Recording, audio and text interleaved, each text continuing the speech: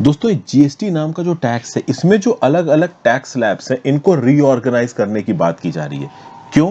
क्योंकि जीएसटी के मैकेनिज्म से सरकार ने जितना पैसा एक्सपेक्ट किया था कि आएगा उतना आ नहीं रहा। अभी के लिए अगर देखा जाए तो टैक्स स्लैब्स कौन कौन सी हैं। एक तो वो प्रोडक्ट्स हो गए जिनके ऊपर बिल्कुल जीएसटी नहीं लगता। फिर कट और सेमी पॉलिश्ड स्टोन्स जो कि इंडिया के अंदर इंपोर्ट होते हैं, फिर पॉलिशिंग होके डायमंड्स में कन्वर्ट होके हार में कन्वर्ट होके एक्सपोर्ट हो जाते हैं, इनके ऊपर 0.25% जीएसटी लगता है। शुगर, स्पाइसेस, एडिबल ऑयल्स के ऊपर 5%। फिर 12% जीएसटी, जैसे ये कंप्यूटर मॉनिटर स्पेक्टिकल्स हो गया, सोप, हेयर ऑयल के ऊपर 18%। और जो महंगी लग्जरी आइटम्स हो गए, एसी, रेफ्रिजरेटर, उसके बाद कह लीजिए कि सिगरेट वगैरह, इनके ऊपर जीएसटी लगता है 28% का। तो ये अलग अलग टैक्स स्लैब्स चल रही हैं अभी की। अब लंबे समय से एक चीज के ऊपर बातचीत हो रही है कि इन टैक्स स्लैब्स के होने के बावजूद इफेक्टिव जो जीएसटी रेट निकल के आ रहा है वो लगभग 11% है, जबकि रेवेन्यू न्यूट्रल रेट जो एज्यूम किया गया था वो 15.3% एज्यूम किया गया था। समझिए मैं क्या कह रहा हूं। जीएसटी 2017 में लागू हुआ। उससे पहले इनडायरेक्ट टैक्सेस के थ्रू मान लीजिए हर साल 1 लाख करोड़ रुपए इकट्ठा होता है।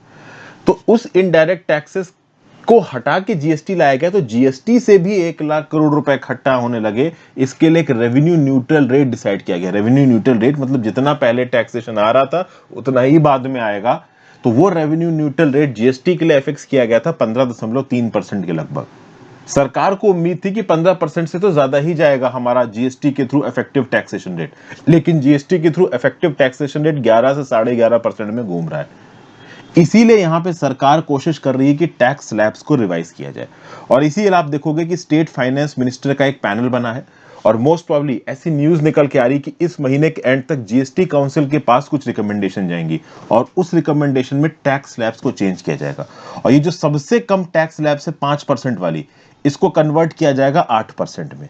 और जो 12% वाली टैक्स स्लैब है इसको कन्वर्ट किया जाएगा 18%। मतलब अब तक जितने भी प्रोजेक्ट्स हैं जिसके ऊपर 12% जीएसटी लगता है उनके ऊपर 18% जीएसटी लगेगा, और जितने भी प्रोडक्ट्स के ऊपर 5% जीएसटी अभी लग रहा है उनके ऊपर 8% जीएसटी लगेगा। बहुत से ऐसे प्रोडक्ट्स जो अभी जीएसटी के एम्बिट के अंदर नहीं आते वो जीएसटी के एम्बिट के अंदर आएंगे। 5% वाली प्रोडक्ट्स के ऊपर 8% जीएसटी लगाने से ऐसा कहा जा रहा है कि सालाना केंद्र की सरकार के पास जो एडिशनल रेवेन्यू जाएगा वो 1.5 लाख करोड़ ज्यादा होगा। तो अभी के 5, 12, 18, 28 के स्लैब को बदल के 8, 18, 28 में कन्वर्ट किया जा रहा है। देखिए कट और सेमी पॉलिश जो स्टोन है इनके ऊपर 0.5% जीएसटी, 25% जीएसटी ही लगने वाला, समझिए। अब ये जो आपने अगर कुछ मूवीज देखी हो तो साउथ अफ्रीका में डायमंड वगैरह की माइनिंग होती है। अब ये जो अनपॉलिश्ड अनकट डायमंड होते हैं ये इंडिया के अंदर आते हैं, यहाँ पे इनकी पॉलिशिंग होती है, कटिंग होती है, और फिर इनको हीरो जवाहरात में बदलकर देश के बाहर एक्सपोर्ट कर दिया जाता है। ठीक है। और फिर इंटरनेशनल मार्केट्स में महंगे में ये दाम बिकते हैं। अब देखिए, अगर मान लीजिए कोई डायमंड है, डायमंड 80 लाख का है, तो हमारी भारत सरकार बोले कि नहीं भाई हम 80 लाख के ऊपर 20% टैक्स लेंगे, तो वो कोई देगा नहीं। क्योंकि इंडिया के अंदर ही जो cut semi polished stones import होते हैं ना, ये बेसिकली प्रोसेस करने के लिए इंपोर्ट होते हैं। इनकी फाइन पॉलिशिंग होती है, इनको हीरे जवाहरात में बदला जाता है, फाइनल यूजेबल ज्वेलरी में बदला जाता है, और उसके बाद इनको एक्सपोर्ट कर दिया जाता है। इसलिए कट सेमी पॉलिश स्टोन के ऊपर कम जीएसटी रखा गया 0.25%। ये आगे भी इतना रहेगा, क्योंकि इस प्रकार के सेमी पॉलिश स्टोन्स के ऊपर जीएसटी बढ़ाओगे तो या तो ये धंधा किसी और कंट्री में शिफ्ट हो जाएगा, या फिर इसमें फिर स्मगलिंग टाइप की होने लगेगी, वो सरकार चाहती नहीं। तो टैक्सेशन स्ट्रक्चर में 5% वाले जीएसटी स्लैब को 8% करने की बात हो रही है, और जिन प्रोडक्ट्स के ऊपर अभी 12% की रेट पे जीएसटी लग रहा है उनको 18% करने की बात की जा रही है, ताकि हम ओवरऑल जीएसटी के थ्रू जो इफेक्टिव टैक्सेशन प्रोपोर्शन निकल के आ रहा है उसको बढ़ा सकें। हालांकि मैं बता दूं ये आसान होने वाला नहीं है। जो ट्रेड लॉबीज हैं, ओवरऑल जो ट्रेड रिप्रेजेंटेटिव्स हैं, वो बहुत हद तक सरकार के ऊपर ये प्रेशर डालेंगे कि आप इस जीएसटी के स्लैब को मत बढ़ाइए। जी हाँ, बहुत प्रेशर आने वाला है अभी केंद्र की सरकार के ऊपर भी, राज्य सरकार के ऊपर भी। हमारा जो कॉर्पोरेट लॉबी है वो बहुत स्ट्रांग है, वो बिल्कुल नहीं चाहता कि इस जीएसटी के टैक्सेशन को बढ़ाया जाए। क्योंकि समझिए अगर जीएसटी बढ़ेगा तो चीजों के दाम बढ़ेंगे। फैब्रिक्स के ऊपर जीएसटी को 5 से 12% किया गया था, अभी जनवरी की न्यूज है 2022 की, और उसके बाद फैब्रिक का दाम मार्केट में महंगा हुआ है।